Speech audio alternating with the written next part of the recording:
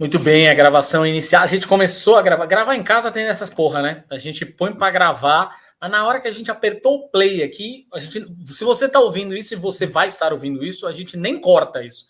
A gente deixa isso para você que está escutando saber que aqui é vida real. A gente põe para gravar. Passa a moto, toca a campainha. Dá 10 segundos, passa a galera, passa uma boiada aqui no corredor, falando... Ah, que bom, parabéns, tá tudo certo. São os nossos vizinhos que, vez por outra, participam mesmo aqui da gravação. Você que escuta o Imagina ainda que involuntariamente. Você que escuta o Imagina se pega no olho já tá mais do que acostumado, tá tudo certo. Bom, a gente tá aqui de novo com um convidado muito especial. Já vou abrir já falando sobre ele. Antes até da gente dizer qual é o assunto desta feita. A gente está aqui novamente com o Judes, que, assim, todo mundo, sem exceção, as pessoas costumam muito elogiar o nome do nosso podcast. Puta, esse nome é muito divertido, não sei o que, blá, blá, blá.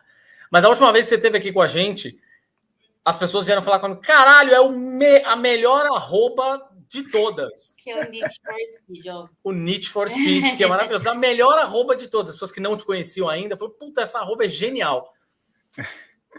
Deixa eu fazer uma apresentação formal aqui. Vou recorrer ao expediente da biografia, hein? Do Instagram. Vamos lá. Professor de filosofia, doutor, pesquisador de extrema-direita, gremista estoico, antifascista, vegano, músico. Aí. É tudo isso e mais um pouco, né? Exatamente, é isso aí. Essa é a parte pública, né? Tem a parte do subsolo, né? Aquela coisa que o Dostoiévski lá faz as memórias do subsolo. Todo mundo tem um subsolo, assim, mas essa é a pública, né? Assim, basicamente, quase. Da outra vez eu falei, né? Parece apresentação de Tinder, né? Um Tinder ruim, assim, mas é isso aí mesmo. O pessoal costuma gostar muito da minha frase, inclusive depois da bio, que eu digo que meu grande trabalho é fazer o meu melhor para prejudicar a burrice. Essa é a minha missão existencial, assim. Por falar em burrice, bom, a gente tem um assunto aqui. A gente A gente chamou o Judes da outra vez para falar sobre nazismo. A gente teve. E agora também não vai diferenciar.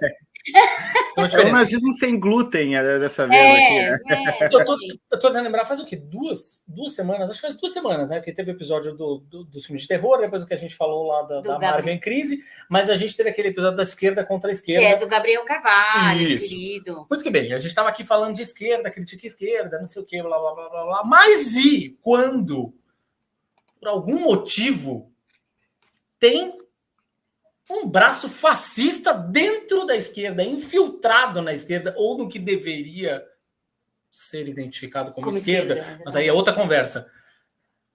É disso que a gente veio falar. A gente veio falar aqui de uma expressão, 2 palavrinhas.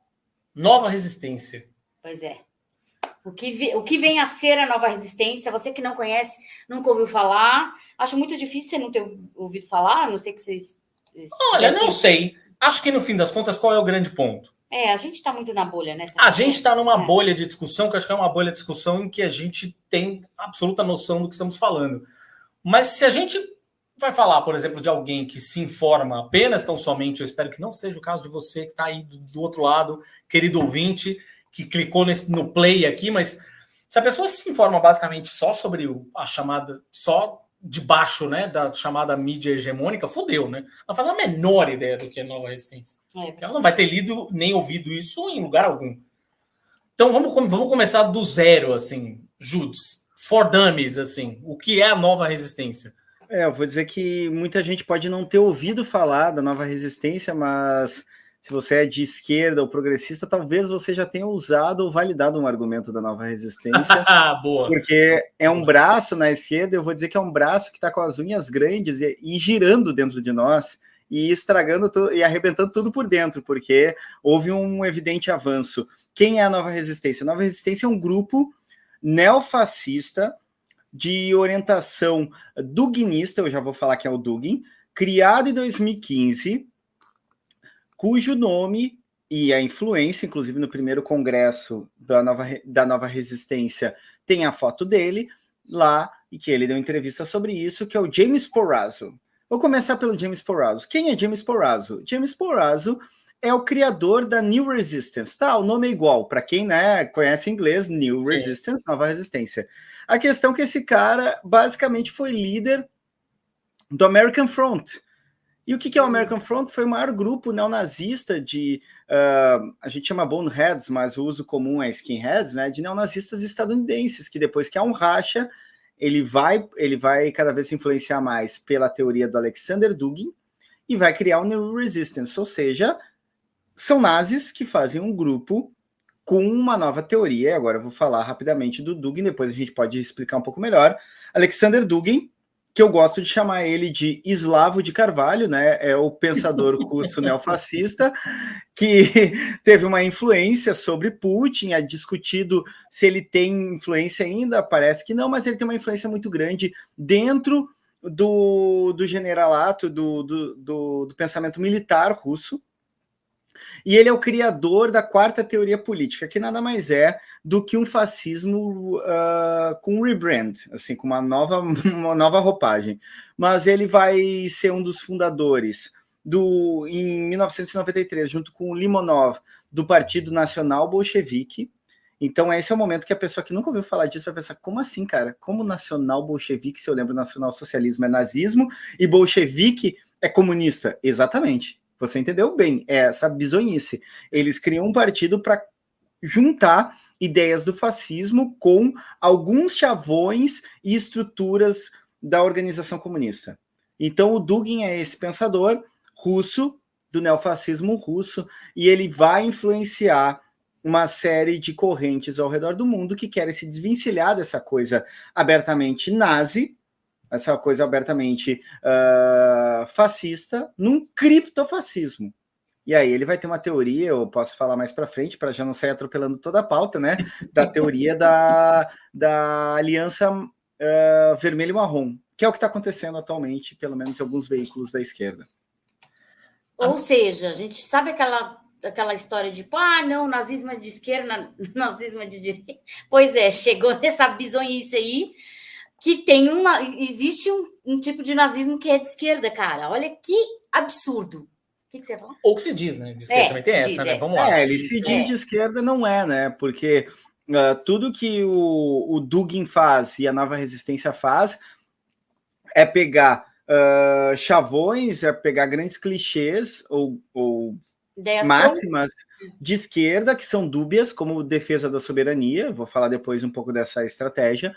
Defesa da soberania, anticolonialismo, para ir instilando neofascismo. Mas é uma jogada. Eles não são...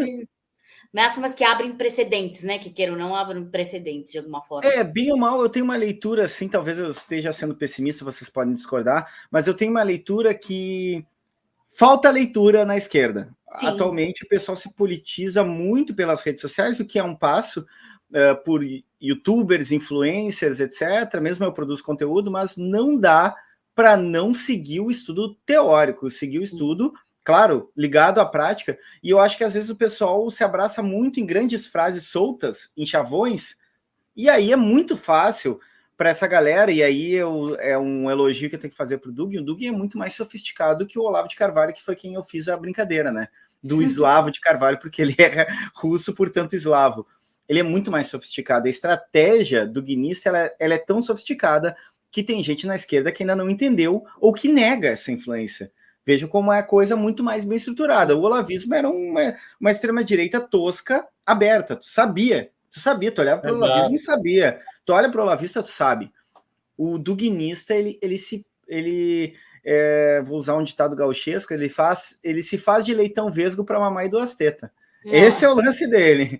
Ele faz a coisa para conseguir se filtrar e jogar com os dois lados. Se vocês entrarem neste momento no site da Nova Resistência, eles vão dizer que eles são anti-atlantistas, essa é uma nomenclatura duguinista, eles são, então, anti-dominação hegemônica estadunidense. Se perguntar para nós aqui, Gabi, Thiago, eu vou dizer, claro, óbvio, eu não quero a dominação estadunidense. Eles são anti-atlantistas, eles são anti-hegemonia estadunidense, são antisionistas, e aí eles vão usando esses termos, e o cara incauto tá lá na internet, normalmente essa piazada que põe uma foice e martelo no nome lá do Twitter, e pensa, nossa, esses caras aí são que nem eu. Não, eles não são que nem tu. Tu tá pegando um tobogã para cair no colo do fascismo. E eu vou, né, nessa conversa, né, explicando como são essas estratégias, já começando um pouco aqui, né, por esses chavões, já dei uma dica, soberania. Soberania é uma dica. A segunda dica é o ataque às pautas minoritárias, sobretudo LGBTQIA+. Aí eles mostram quem eles são. Esse é o momento que a coisa rompe, assim, que eles deixam entrever que eles são fachos. O próprio líder, Rafael Machado, que é o líder da Nova Resistência, ele deu uma entrevista há alguns anos, e por óbvio que eu estou falando, porque eu tenho esse material, tenho muito material deles, para um podcast de nazistas peruanos, dizendo, olha, 70%, 80% da Nova Resistência é recrutado entre os nazis. Por quê? Por que será que essa afinidade? Porque é só trocar a camisetinha, tu continua sendo o facho que tu é, mas tu troca a camisetinha, põe uma estrelinha verde e diz pela soberania nacional. E no fundo que tu vai alimentando neofascismo. Um dos pontos eu já enunciei, né? Ataque às minorias. Ataque às minorias, sobretudo, questões de identidade de gênero. Para eles é um ponto central de ataque. Para eles e para o Dugin. No texto do Dugin está bem anunciado. Eu ia te perguntar justamente isso. Vamos lá, vamos ir primeiro para cima, depois a gente vem para baixo.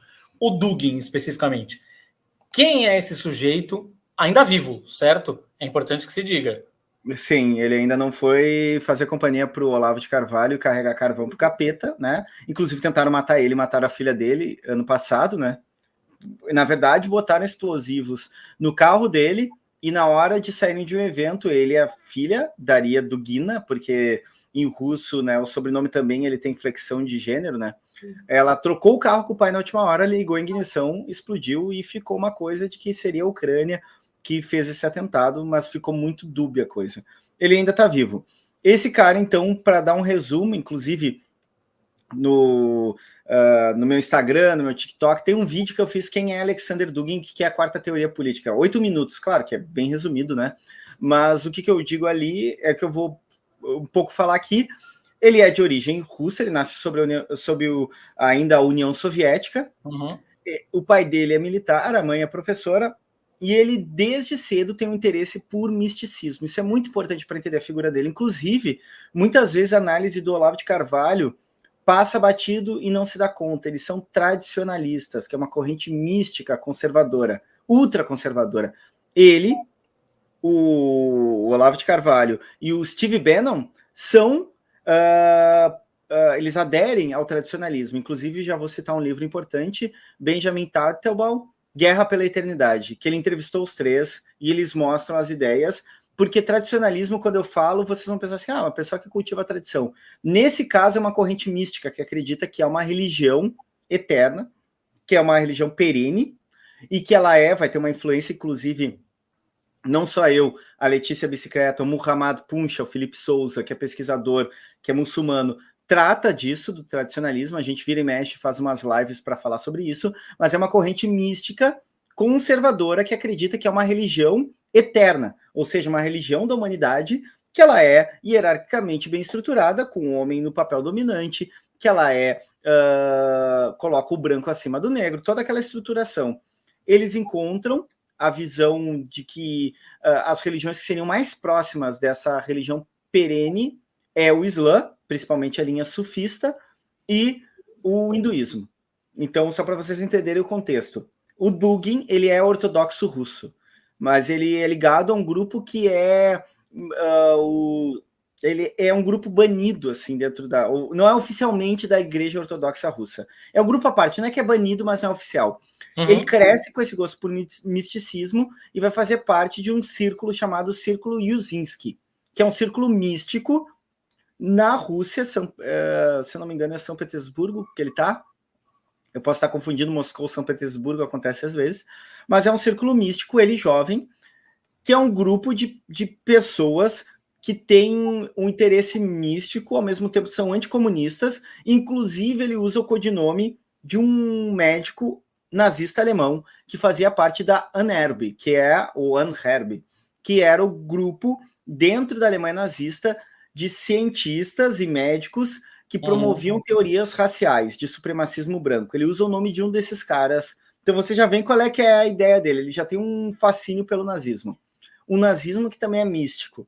E aí ele vai se formar e, resumindo a história, ele vai se tornar professor em Moscou, na universidade, e vai começar a escrever sobre geopolítica.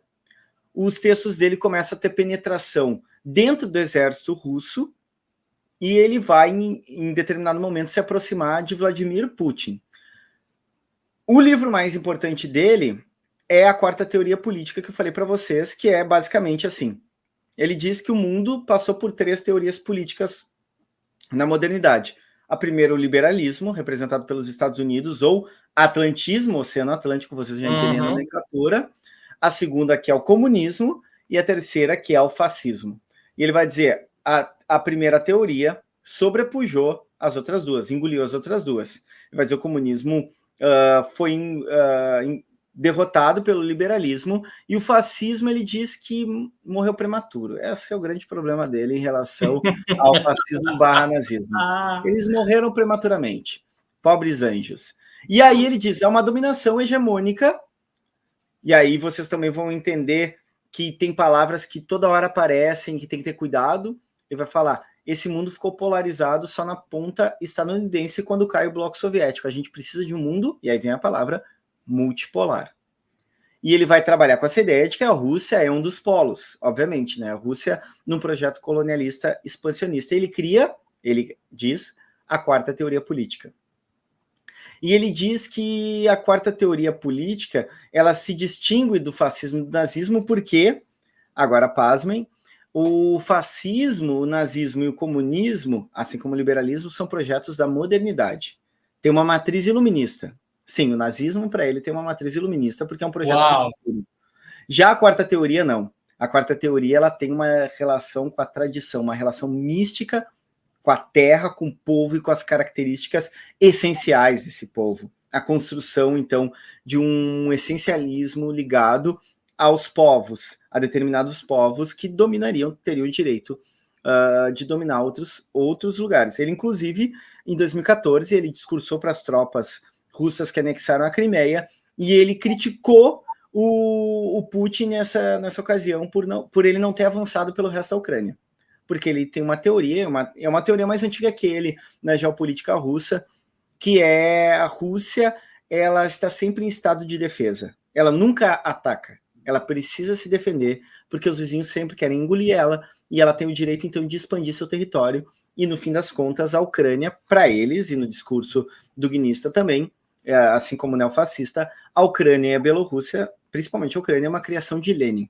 Elas são a Rússia original. Até porque na história da Rússia, lá no século IX, quando se unifica, nasce às margens do rio de Dnipro, né, que é Kiev. Então é a origem da Rússia mesmo, do povo russo. E então ele vai dizer que a Ucrânia artificial devia ter engolido toda a Ucrânia quando anexou a Crimeia. E obviamente ele apoia essa invasão que começou ano passado, no dia 24 de fevereiro. Eu sei de cabeça porque era o dia do meu aniversário. Eu pensei, pô, Putin estragou meu aniversário, cara. Que louco megalomaníaco, não podia deixar eu ter um dia para mim. Tá na tua vida de qualquer jeito. Hã? Tá na tua vida de qualquer jeito, mesmo quando você não queira. Eu até tenho vergonha, esses dias eu comentei, eu tenho vergonha, né? Porque esses caras o pessoal da Nova Resistência fica bravo comigo, fica dizendo que eu sou liberal, etc. E eu tenho vergonha de dizer, mas eu sou descendente de russos, mas nessas horas eu escondo, eu omito essa informação, porque não tenho nenhum orgulho de estar ligado a uma coisa dessa. Claro que não tem só russo assim, né? Mas convenhamos que Vladimir Putin e Dugin não são boas referências que te dá orgulho, né? Dizer, pô, a minha galera vem de lá, sabe? Essa presença política do Dugin com o Putin, além dessa presença no atual governo russo, onde mais a gente pode enxergar traços do pensamento dele politicamente aí fora? Antes de falar do Brasil, calma que a gente já volta para o Brasil. Sim, como eu falei, ele tem a influência dele sobre o Putin é muito discutida. Às vezes ela é muito minimizada e às vezes ela é sobrevalorizada. A questão é que houve momentos de mais aproximação e há um distanciamento há alguns anos. A questão é que o Dugin, ele tem uma penetração no exército que é mais relevante, eu diria, do que a penetração que ele tem sobre o Putin diretamente. E as ideias dele, obviamente, acabam pautando grupos de quarta posição política que se espalham pelo mundo. Então, tu tem uma série de novas resistências, new resistance, ao redor do mundo. E são grupos, então, que existem não só na Rússia, fora da Rússia também, com certa penetração, em maior ou menor medida. O caso brasileiro é um caso privilegiado na América Latina, mas, assim, nas Américas, e considerando também a Península Ibérica, a maior penetração do duguinismo é o Brasil, mas ele tem uma influência que é uma influência ligada principalmente a quadros militares na Rússia. O que quer dizer que ele tem, sim, uma relevância. Ele é lido, ele é discutido, e ele tem uma penetração além desses grupos, como a própria Nova Resistência, que são grupos fora do exército, mas de recrutamento, de divulgação das ideias, né? Quando a gente está falando de Nova Resistência, a gente está falando de um grupo que a gente pode definir como, e aí, de novo, for dummies aqui, tá? A gente pode definir como um aspirante a partido político, por exemplo? Então, eles não querem se organizar como partido político. O jogo deles é se infiltrar. Esse é um ponto muito importante. O jogo deles é não serem... O próprio Dugin, depois do Partido Nacional Bolchevique, ele criou um movimento eurasiano que foi partido, se tornou um movimento, né, que quase um think tank, que tem vários braços, né? Uma TV, todo um esquema de disputa, né? O lance é que eles não querem ser o partido, eles querem se filtrar. Eles querem usar a estrutura partidária e figuras ligadas ao nacionalismo de cada região. Por que eu falo de cada região? Porque o duguinismo ele se filtra na Argentina, no Peru, na Bolívia, em vários lugares eles vão pegando figuras. No Brasil, Getúlio Vargas. Na Argentina, Perón. Eles vão, que eu chamo, cupinizando essas figuras. Não por acaso eles tiveram uma estratégia de entrada mais bem sucedida no PDT,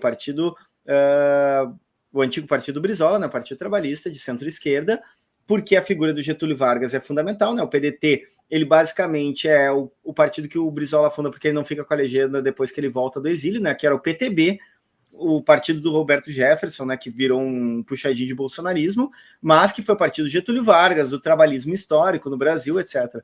Então ele se filtra ali porque o Getúlio é essa figura dúbia. E o duguinismo joga com isso. Vocês estão percebendo que desde que eu comecei a falar, que o duguinismo ele é dúbio. E é de propósito. É uma tentativa de seduzir e te puxar para dentro de uma agenda política. Quando tu te der conta, tu já está capturado, tu já está dentro. Então o Getúlio Vargas é uma figura dúbia, né? Porque o Getúlio Vargas, ele ao mesmo tempo, ele concede e constitui direitos importantes, como os direitos trabalhistas, e ao mesmo tempo ele flerta com o fascismo. E aí eu sempre digo sobre Getúlio Vargas, né? Eles amam Getúlio Vargas. A minha opinião pessoal é maldito fascista que matou Getúlio Vargas, porque ele é essa figura dúbia, né? Que ao mesmo tempo era aquela coisa. Faz parte do jogo ser assim, né? A dubiedade é fundamental, fundamental para o duguinismo. Não por acaso o texto de 97 dele, ali, Fascismo Vermelho e Sem Fronteiras, que é onde ele diz sobre a Aliança Vermelho e Marrom, é isso. A gente vai pegar o pessoal da esquerda que é nacionalista, e é um tipo específico de nacionalismo. Quando eu falo nacionalismo, não é o nacionalismo de Fanon, o nacionalismo que é uma luta anticolonial que se desenvolve em consciência social e política. É um nacionalismo que é uma construção imaginária, assim como os nacionalismos do século XIX. Mais próximo do nazismo. É a própria lenha que queima no nazismo, né? É o combustível. Essa ideia de um povo unificado, um território que não é só uma demarcação geográfica, mas diz respeito às características essenciais de cada sujeito. Não por acaso o judeu é o inimigo, o judeu é o desarraigado, ele não tem as características do solo alemão, da Deutschland lá. Então ele é o sujeito a ser eliminado. veja como esse nacionalismo é costurado assim. Eu venho de uma matriz anarquista, eu tenho um problema com o nacionalismo, mas eu entendo o nacionalismo anticolonial. Ele servia a uma disputa política. Agora, o nacionalismo que eles estão propondo é um nacionalismo fascista, que é a construção de um imaginário de uma unidade de um povo que justifica esse povo excluir qualquer um que esteja fora dele. Que justifica a eugenia, que justifica a supremacia. É isso. Exato, uma dobra para dentro, que é a hierarquia do homem branco dominante, desse povo unitário, que é totalmente conservador, lembre tradicionalismo, e para fora a xenofobia, o ataque, aquele que vem de fora e que deve ser eliminado, ou que está dentro, mas é visto como fora, né? Que aí a gente tem a figura do venezuelano no Brasil, tem além do judeu, tem o muçulmano, todos esses que são o outro, com o maiúsculo, usando uma nomenclatura de Lacan, do psicanalista, né? O outro, aquele que corrompe. Não é parecido com você, né? Exatamente. Ele é mais uma produção imaginária que corrompe e corrói essa unidade constituída do nacionalismo nas tintas fascistas que Dugin defende. E como é que esse treco todo, no fim das contas, chegou aqui no Brasil e constituiu a nova república, nova resistência aqui no Brasil, né? Nova república, olha aí. A gente tem uma influência muito grande desse próprio grupo estadunidense, mas é uma articulação de grupos de extrema-direita, sobretudo porque o próprio Rafael Machado, fundador, ele fez parte de seitas místicas nazistas. Ele acaba conhecendo o Alexander Dugin, depois vai conhecer pessoalmente, né? Vai ter seminários, inclusive. Ele acaba entrando por aí. Ele era um grande frequentador do site Stormfront, que é o maior chat de neonazistas no mundo. E lá estava também James Porrazzo. Aí é uma articulação, há uma série de elementos que acabam sendo determinantes para a nova resistência se constituir. Ela começa como um grupo pequeno, na verdade, se for pensar em número de membros, ela não é tão grande, né? Mas ela vai se articulando no debate público, ela vai se infiltrando em partido, ela vai conseguindo, em alguma medida, ampliar seus tentáculos a tal ponto que hoje em dia o Rafael Machado é colunista do Brasil 247, a gente tem no próprio Brasil 247 o Pepe Escobar, que é amigo do Dugin, e que tem um discurso duguinista, a gente tem o Aldo Rebelo, sendo essa figura que defende uma ideia muito próxima do duguinismo, então a coisa vai se espalhando. Tu tem no PDT, o Gustavo Castañón, que foi o cara que coordenou a campanha do Ciro 2018, que se diz parte do Sol da Pátria. O Sol da Pátria é um racha dentro da Nova Resistência. Os fundadores do Sol da Pátria fundaram a Nova Resistência também. E se dizem não duguinistas, e dizem criticar o duguinismo, mas não confie, né? Porque são um racha interno. Então essa coisa vai se espalhando. E é o próprio jogo político do duguinismo. Um projeto de médio e longo prazo, em se filtrando e se espalhando, e ganhando debate, ganhando visibilidade, e assim a coisa tem ido. E você estava falando de uma penetração dentro do PDT, é o único lugar onde eles estão, ou a gente pode detectar traços da nova resistência em outros partidos? Olha, a Nova Resistência, ela foi muito bem sucedida em certa medida, porque foram expulsos, né, depois de denúncias, sobretudo as denúncias da Letícia Oliveira e do jornal El Coyote, né, do site El Coyote, que ela é editora, mas isso é uma coisa recente que expulsaram, né? Eles tentaram se filtrar em partidos como PT, PSOL, próprio relatos de tentativa de entrada no PCdoB. O PCO praticamente defende a pauta duguinista, né? O partido da causa lojista. Que surpresa! Eu já chamo eles de nazibol brasileiros, né? Que é o nacional bolchevismo, que é a mesma pegada. Então, vejam como essa coisa se ampliou e a ideia foi sempre ir entrando nos partidos, principalmente o PDT, porque o PDT tem essa figura que é o Getúlio Vargas, e o trabalhismo ele deixa essa coisa meio dúbia, porque tu pode ao mesmo tempo ser conservador e ao mesmo tempo defender a soberania nacional. Então tá perfeito para se encaixar ali dentro de um discurso duguinista. O Júlio, você tinha falado também que eles se infiltram nesses grupos paramilitares, militares. O Wagner também tem bastante duguinista, né? O grupo Wagner. No grupo Wagner, então, houve um recrutamento para uma unidade do Grupo Wagner. Primeiro chamava... Quem que fez isso? Rafael Luz Varg, que foi denunciado também pelo Coyote, pela Letícia Oliveira, que ele recrutava pessoas para lutar na guerra na Ucrânia. Ele é um cara que é próximo à Nova Resistência, e ele está preso atualmente no Brasil, não por conta disso, por outras questões. Ele chegou a estar preso lá também, na Ucrânia, desculpe, e ele recrutou, ele fez parte lá, ele criou uma conexão de recrutamento de brasileiros lá para lutar para grupos que estão sob o guarda-chuva do Grupo Wagner, porque o Grupo Wagner é um guarda-chuva, ele tem unidades, né? Ele é a grande centralização ali, que ficava sob o comando do Prigozhin aqui. Sofreu um acidente, né? O avião dele explodiu depois. Foi um acidente terrível. Parece que acontece muito acidente se tu questiona o Putin ou bate de frente. E aconteceu um acidente aí com ele de avião, né? Coisa corriqueira, mas é o Grupo Wagner que é criado, né? O braço militar, quem financiava era o Prigozhin, e o braço militar está sob comando, sempre foi sob comando do Utkin, que botou o nome Wagner por causa do Richard Wagner, o compositor alemão, que era nazista, né? Que era nazista. Então, ele tem preferido do Hitler, inclusive, né? Preferido do Hitler. Inclusive, exatamente, inclusive o motivo da briga do Nietzsche, que foi amigo pessoal do Richard Wagner, era o antissemitismo do Wagner. Então, ele homenageia Wagner, né? Inclusive nos campos de concentração tocava a Marcha das Valquírias, né? Que era a música do Terceiro Reich, era o Richard Wagner. Então aí vocês veem, né, o que é esse Grupo Wagner, qual que é a intenção dessa coisa, né? Já nasce muito esquisita, para usar um eufemismo.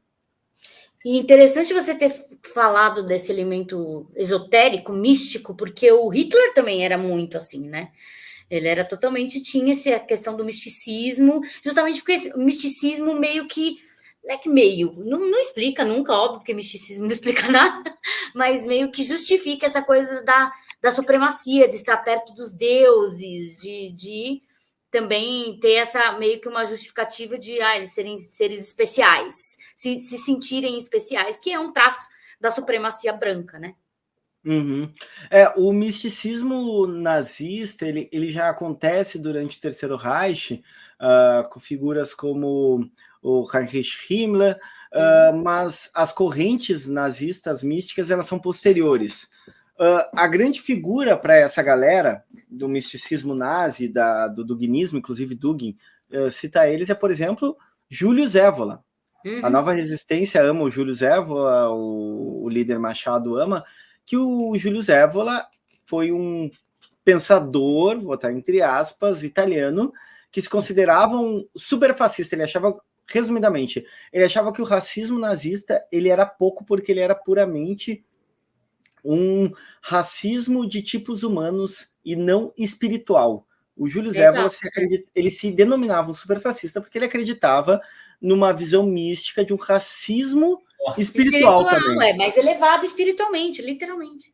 Então, esse misticismo nazi é uma coisa muito forte que vem através do Julius Evola, que é uma figura importante para eles. Eles citam direto, o Dugin cita ele, e a Nova Resistência também, né? Aliás, o que o Dugin disser, a Nova Resistência repete, né? Tem tudo isso que você está falando sobre a Nova Resistência me faz... E aí você falou, obviamente, também a história do vermelho com marrom, né, e tal. Eu queria que você falasse também sobre isso, sobre essa coisa das cores, mas tudo isso que você está falando me remete a... E aí você me disse é uma confusão ou se as coisas estão realmente conectadas, mas isso me lembra um moço que esteve aqui no Brasil durante um tempo chamado Plínio Salgado e os integralistas, né? Tem uma questãozinha aí, né? Sim. Há, obviamente, uma reabilitação. O próprio integralismo, ele se reabilita, e muito pela onda Bolsonaro, né, que acaba abrindo espaço.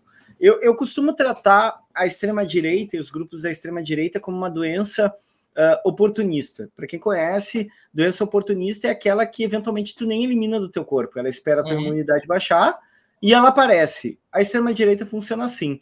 Então, se a gente for olhar, por exemplo, para figuras do novo integralismo, como os que atacaram a Porta dos Fundos, lá, a produtora, que foi o Eduardo Fauzi, que era da Cali, um grupo integralista, e que cola com essa galera toda aí, dessa nova extrema-direita, inclusive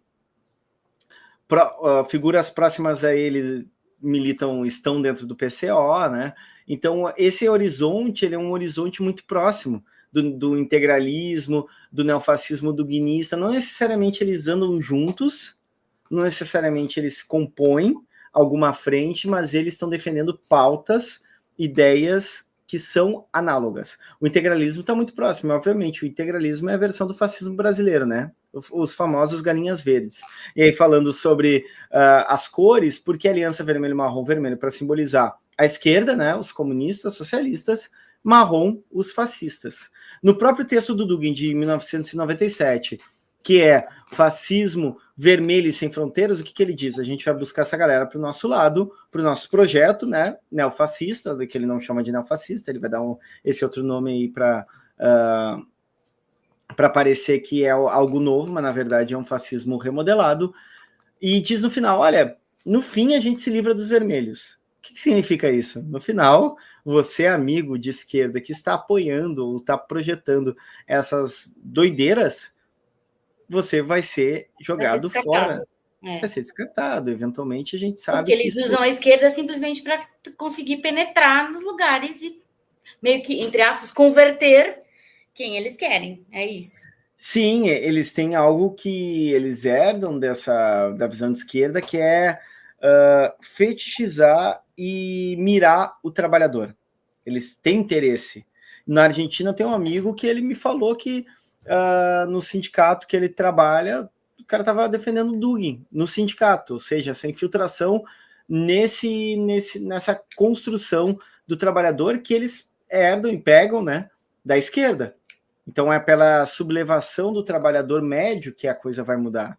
Então eles investem muito, tanto no imaginário, na construção fetichizada do trabalhador, quanto objetivamente, tentar interpelar os trabalhadores ou os sindicatos para vender essa teoria duguinista neofascista, né?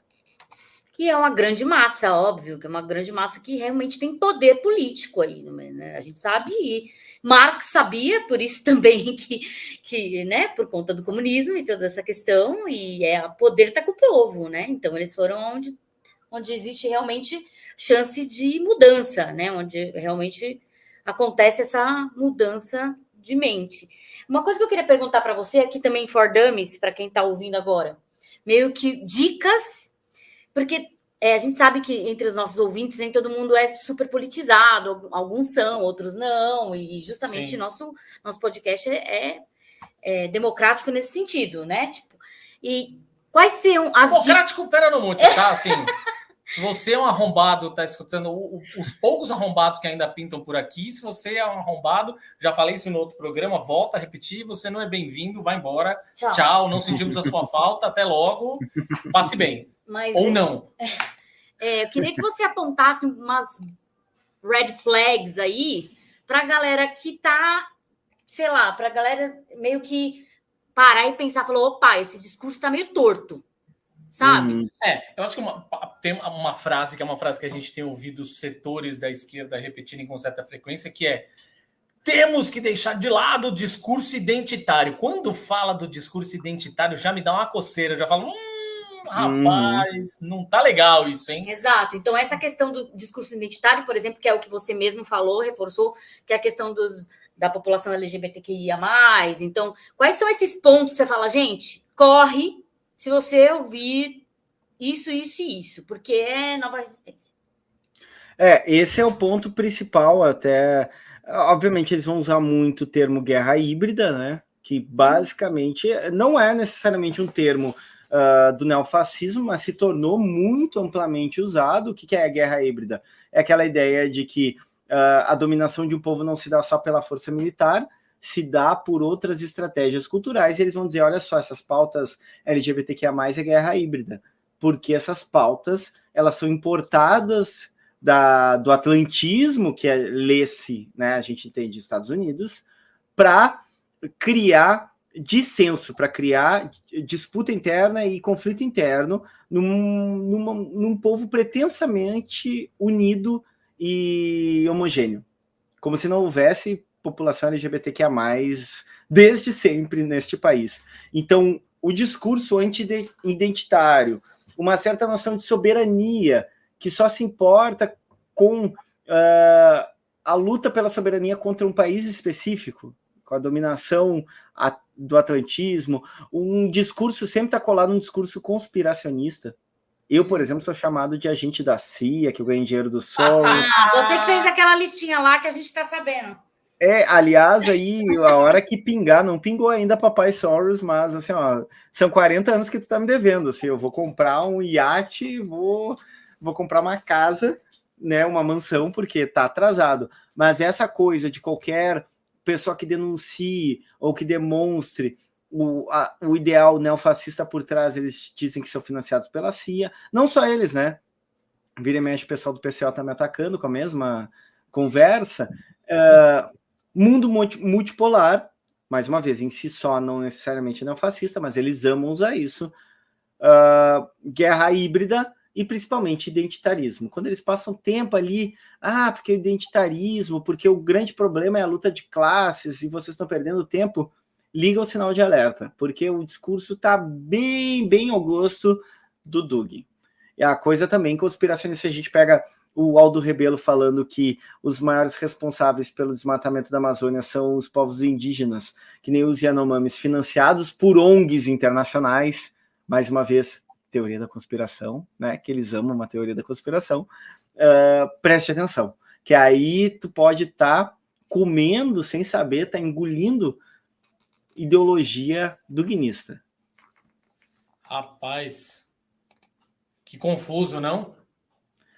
Para eles é ótimo. Jogar na dubiedade para eles porque, como eu disse, não é todo uso de mundo multipolar que vai ser duguinista, nem todo uso da questão da guerra híbrida, que, aliás, eu abandonei, por causa eles usam tanto essa extrema-direita que quer se passar para a esquerda, que eu larguei de mão. Mundo multipolar também larguei de mão, mas quiser usar, dá até. Só que o referencial, esses elementos juntos, e principalmente o ataque continuado ao identitarismo, que o Dugin deixa explícito na quarta teoria política, que não é concebível, que isso é uma importação do atlantismo, de ideologia liberal. Ou seja, parabéns Estados Unidos por ter inventado as pessoas gays, lésbicas e trans, parabéns. Já no laboratório, na cabeça dele, porque é isso que ele está vendendo. Que essas pautas, elas são construções de ideologia liberal estadunidense, atlântica, né? Porque quando ele fala atlantismo, ele está dizendo Estados Unidos e os apoiadores costumais, como Inglaterra, por exemplo. Faz sentido. Cara, qual seria o próximo passo da nova resistência, né? Ou seja, está aqui se infiltrando em partidos, não sei o quê, mas qual seria a etapa 2 ou 3, sei lá, do plano deles? Do grande, se é que existe um grande plano, né? Enfim. Existe um plano de infiltração e isso está acontecendo. Eles já passaram de uma etapa 1, que eles eram figuras um tanto nas franjas, né, do debate público, e eles foram se infiltrando, né? E eles estão, como eu falei, em canais de esquerda, eles estão dentro de partidos políticos, agora, felizmente, expulsos do PDT, mais de 50 membros, mas eles estão se filtrando. O passo 2 é isso.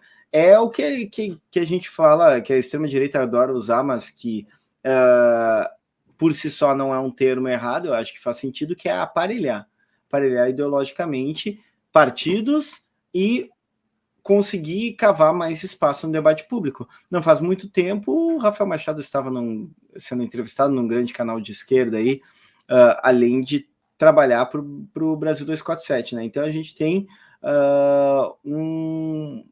uma ampliação dos discursos duguinistas e da presença deles. E se for considerar, por exemplo, como eu falei, o Aldo Rebelo, o comandante Farinazzo, que era um olavista lá, bolsonarista, que entrou no PDT também. Olha os espaços que eles estão cavando e cada vez mais alto, né, nas hierarquias de partido e cada vez mais presentes em canais de esquerda, e aí fica ao cargo de vocês pensar se essa esquerda, quando dá espaço para ele, se escreve com S ou com X, né? Pode ser uma esquerda, né? Uma ex, pode ser também. Mas esse já eu já diria que esse é o passo 2. O problema agora que eles estão enfrentando são que essas denúncias que são feitas desde pelo menos quando que a Letícia começou a denunciar no Coyote 2019, talvez eu possa estar errado, mas é por aí, agora chegou numa matéria da revista Veja, chegou num relatório do Departamento de Estado estadunidense, quer dizer, ganhou um outro tamanho. Eu não estou aqui comemorando qualquer coisa que venha do governo dos Estados Unidos, mas não deixa de ser notável que é um relatório que eles estão, sim, na rede de desinformação russa, né, financiados. Inclusive, o site deles está hospedado na Bielorrússia, se eu não me engano. Ele estava em Moscou antes e foi para a Bielorrússia. Então, e eles têm encontros, já tiveram lives, encontro com o embaixador da Bielorrússia, e a gente sabe o alinhamento político da Bielorrússia em relação à Rússia, né, de Vladimir Putin. Então, eles estão já na etapa 2. A etapa 3, que é o que a gente está tentando barrar, e eu acho que tem tido essa denúncia, tem alcançado outros níveis e podem ajudar, inclusive, com a expulsão deles do PDT, é não deixar isso se consumar como um projeto político que passa a ganhar eleições ou ditar a agenda de Estado. Aí a gente tem um problema mais profundo. E eu vou dizer com muita tranquilidade, esse é um problema talvez mais perigoso do que o bolsonarismo. Eu me arrisco a dizer, o bolsonarismo ele se consumou, ele foi uma política da morte, da negação, mas estrategicamente não é tão bem pensado quanto o duguinismo, para se estabelecer num aparelho de Estado. Nesse sentido, obviamente, o bolsonarismo é uma chaga muito maior. Eu não estou querendo dizer que o duguinismo ele é tão grande quanto o bolsonarismo. Eu estou dizendo, pensando estrategicamente, o jogo deles, a agenda deles é de médio e longo prazo, e muito bem pensada. Muito melhor pensada que o bolsonarismo, eu diria. Você levantou uma bola que estava na minha pauta aqui, que é essa questão de publicações de esquerda, assim, inclusive aquelas publicações de esquerda que não tem talvez muita certeza, inclusive, do que é exatamente o duguinismo, né? Mas, eu preciso trazer esses caras aqui para poder mostrar o outro lado, para eu ensinar. Bom, a pergunta que eu vou fazer é absolutamente retórica, mas precisa ser feita. Qual é o sentido disso? Ou seja, não faria muito mais sentido trazer um especialista sobre o Alexandre Dugin, por exemplo, para poder falar sobre ele, mas não necessariamente alguém que defende o ideal do cara? Sim. Isso, quando tu vai fazer eu vim aqui já falar nesse podcast sobre grupos neonazistas. Tu não chamaste um líder neonazista, porque vira palco de peça de propaganda. Então, é uma questão muito importante. A gente chama algum acadêmico, especialista sobre um assunto e não aquele que defende. Isso a TV aberta se deu conta há um bom tempo, né? Nos anos 90 eles chamavam, tem até registros de líderes nazistas brasileiros falando em TV aberta, assim, debate. Chega uma hora que a mídia se dá conta, a grande mídia, né? Ela se dá conta que o discurso, ele se propaga, por mais que tu queira denunciar. E um propagandista, por mais que ele seja, entre aspas, humilhado pelo entrevistador, ele está jogando discursos, ele está jogando iscas que vão alcançar mais gente. É por isso que no debate público a gente não deveria dar espaço para uma figura que vai lá e diz: eu defendo que possa existir partido nazista.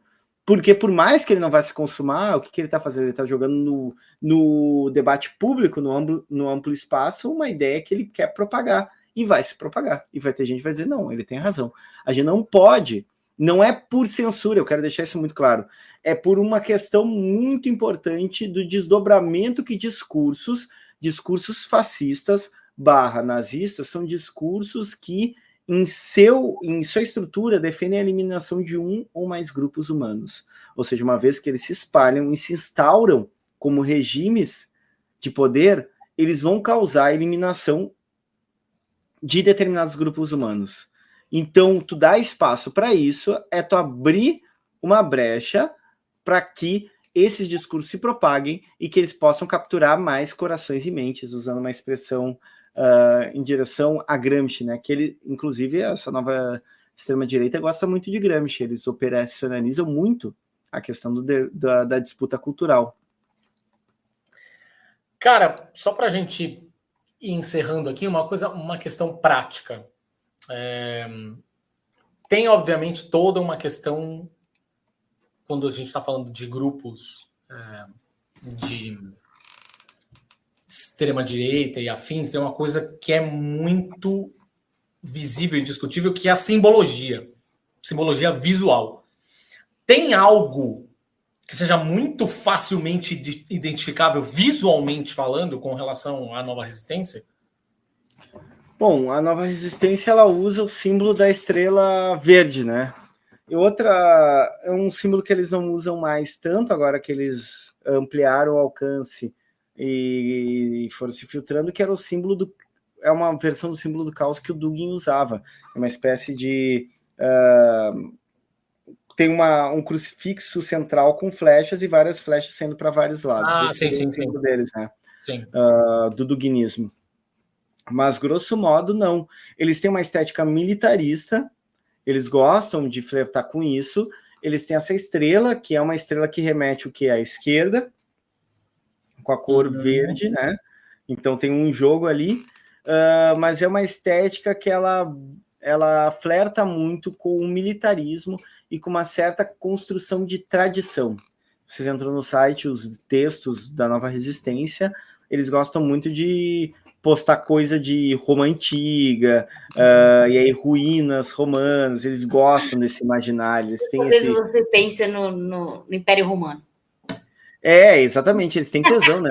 Eu sempre digo que os duguinistas, os fascistas, de modo geral, mas os duguinistas, eles são uma piazada que jogava RPG e resolveu levar para a vida a ideia de ser um templário, assim, contemporâneo, uns cabação fazendo na cabeça deles roleplay de templário e de luta pela civilização ocidental. Essas doideiras eles amam, eles têm tesão nisso aí. Nossa senhora, templários. Pois é, medo. Cara, por último, levando em consideração aquilo que você falou, inclusive, no começo do programa, e acho importante a gente reforçar aqui, que a gente também falou sobre isso no último papo que a gente teve sobre nazismo, e quando a gente convidou aqui o Acácio para falar sobre anarquismo, o João para falar sobre comunismo e tal, eu sempre gosto de encerrar com o que as pessoas podem ler, especificamente para saber um pouco mais a respeito do assunto, para dar continuidade, aprofundar um pouco a discussão que a gente estava tendo aqui. Certo. Primeiro, assim, se quiser ter um panorama, principalmente da Nova Resistência, eu recomendo a série de artigos escritos no El Coyote, que eu já citei anteriormente, né, que fala sobre a Aliança Vermelho e Marrom e que fala da Nova Resistência.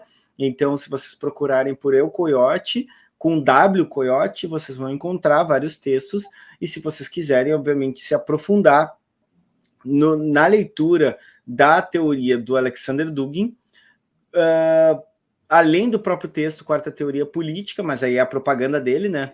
Eu acho muito importante vocês lerem o Benjamin Teitelbaum, que eu já falei antes, né? Guerra pela Eternidade, que ele conversa com o Bannon, com o Dugin e com o Olavo de Carvalho. E também acho interessante, para quem quiser se aprofundar um pouco mais, ler o Mark Sedgwick, que ele trabalha com a noção de tradicionalismo e dá para ter uma ideia de por onde circulam a origem das ideias do Alexander Dugin. Eles são textos dentro desse campo bastante autores, na verdade, em um dos textos que eu citei, já bem consagrados. Também tem outros materiais de apoio, né? Obviamente agora é até um pouco irônico que alguns grandes influenciadores de esquerda que sempre menosprezaram nossas denúncias sobre o duguinismo estejam fazendo conteúdo a partir do momento que sai um relatório do Departamento de Estado dos Estados Unidos, né? Ou seja, Estados Unidos pautando essa galera aí, mas tem materiais, inclusive, tem um vídeo meu de 8 minutos no TikTok, Instagram, YouTube. Se procurar quem é Alexander Dugin, escrever Judes do lado, vai aparecer. Ali eu apresento um pouco quem é a figura e qual é que é a quarta teoria política que eu falei um pouco aqui. Mas, assim, de texto, aconselho muito de entrada Eu Coyote, os textos sobre escrever Dugin Eu Coyote, vocês vão achar, e depois ir para o Benjamin Teitelbaum, Mark Sedgwick, e daí tem toda uma produção. Para quem lê em inglês é fácil de achar coisa, eu estou pensando mais no português, assim, né? Para quem está ouvindo aqui em português. Você falou que saiu alguma coisa, eu achei que nem tinha saído no fim das contas, mas alguma pequena coisa numa Veja da vida? Saiu uma notícia sobre o próprio relatório, repercutindo o relatório do Departamento de Estado dos Estados Unidos, e aí falando quem são essa galera, etc., quem é a Nova Resistência, assim, bem por cima, mas é mais repercutindo mesmo o que o relatório diz. Saquei. Beleza. Cara, mais uma vez, brigadíssimo pela presença, é sempre um prazer. Queria te pedir agora, bom, eu já entreguei no começo do programa, enfim, mas não custa reforçar onde as pessoas te encontram, né, para te seguir, para te ler, para te ouvir, para te assistir e tudo mais. As pessoas conseguem me encontrar no Twitter, né, o antigo Twitter, que agora é um X, né? O Twitter, que eu gosto que parece, né, em inglês, shit, né? E o R é o que mais tem lá. É o que mais tem. No famoso Twitter, no YouTube, no TikTok e no Instagram, @Nit4Speed, ou seja, Need for Speed, os mais velhos vão entender o trocadilho com Need for Speed. Nit escreve NIETZSCHE 4 e Speed em inglês. Eu sei que é um nome horrível, né? Mas em alguns lugares, dá um como Google Instagram... no Nit, dá um Google no Nit no Google que vocês vão saber como é que escreve. E no Instagram, se botar Nit, e no Twitter também, eu sou um dos primeiros que aparece. É um desenho da minha cara aí, que não tá vendo minha cara. Eu tenho um cabelinho pro lado, um bigode e um fundo azul, sou eu ali. Tá feito. Valeu demais, meu. Obrigada, Judes. Mais uma vez, você sabe que eu sempre tô divulgando o seu trabalho, porque eu acho que dentro das redes sociais, dentro do que as redes sociais, na verdade, deixam a gente fazer, né? Que é entrar numa discussão com pouquíssima profundidade. Você é super legal e você tem muito acessível, e principalmente para os jovens, você é muito importante. Minha filha gosta muito de você, dos amigos, as crianças, eu sempre falo, escuta esse cara aqui que você vai entender tudo que ele falar. Nada como ser um bom professor de didática, né? Esse meu trunfo vem da educação pública, né? Mas agradeço muito, agradeço o convite, agradeço as palavras. Eu hesitei muito na minha vida em começar a fazer isso, mas como pesquisador eu me dei conta em um momento que a extrema-direita não hesitava nem um pouco em fazer. Exato. Vou ter que fazer.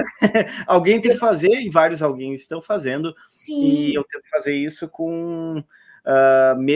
essa é uma coisa que eu padeço mesmo, Gabi, que é o nível raso, de modo geral, dos debates nas redes sociais. Ainda assim, eu permaneço lá, porque eu acho que, eventualmente, eu consigo levar algumas ideias e mensagens que eu acho que são importantes para combater a burrice, que é o meu grande projeto de vida, né? Prejudicar a burrice, que acaba alcançando algumas pessoas. Então, tem um preço, mas eu acho que a gente está no momento que a gente não pode deixar de disputar. Eu falei isso já em 2018, gente, não dá para não disputar as redes.